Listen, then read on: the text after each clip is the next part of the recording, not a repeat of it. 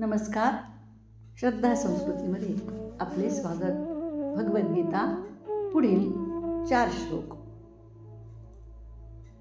अथ चित्तं समाधातुं न शक्नोषि मयि स्थिरम् अभ्यासयोगेन ततो मामिच्छाप्तुं धनञ्जयः. पुन्हा एकदा. अथ चित्तं समाधातुं न शक्नोषि मयि स्थिरम् अभ्यासयोगेन ततो मामिच्छाप्तुं धनञ्जयः.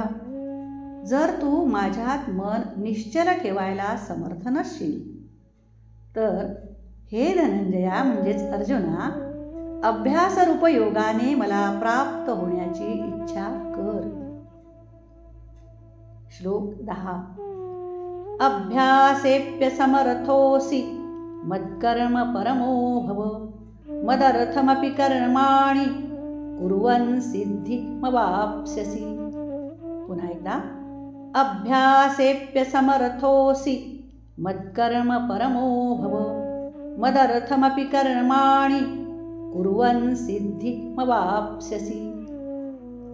जर तू वर सांगितलेल्या अभ्यासालाही असमर्थ असशील तर केवळ माझ्याकरता कर्म करायला परायण हो. अशा रीतीने माझ्यासाठी कर्मे केल्यानेही माझ्या प्राप्तीची सिद्धी तू मिळवशील. श्लोक 11. अथैतरप्यशक्तोऽसि कर्तुं मद्योगमाश्रितः सर्वकर्मफलत्यागं तत्कुरु यतात्मवान्. पुन्हा एकदा. अथैतरप्यशक्तोऽसि कर्तुं मद्योगमाश्रितः सर्वकर्मफलत्यागं तत्कुरु यतात्मवान्. जर माझ्या प्राप्तिरूप योगाचा आश्रय करून वर सांगितलेले साधन करायलाही तू असमर्थ असशील, तुला जमत नसेल तर मन, बुद्धी इत्यादींवर विजय मिळवणारा होऊन सर्व कर्मांच्या फळांचा त्याग कर. श्लोक 12.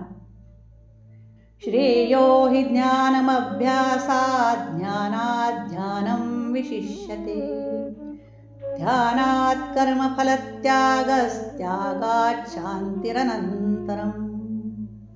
पुन्हा एकदा. श्रेयो हि ज्ञानमभ्यासात् ज्ञानात् ध्यानं विशिष्यते ध्यानात् कर्मफलत्यागस्त्यागात् शान्तिरनन्तरम्. मर्म न जाणता केलेल्या अभ्यासापेक्षा ज्ञान श्रेष्ठ आहे.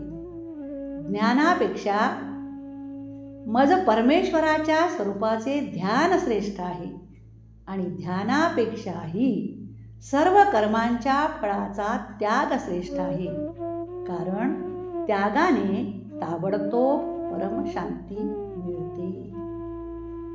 धन्यवाद. पुढील 4 श्लोक पुढील भागात.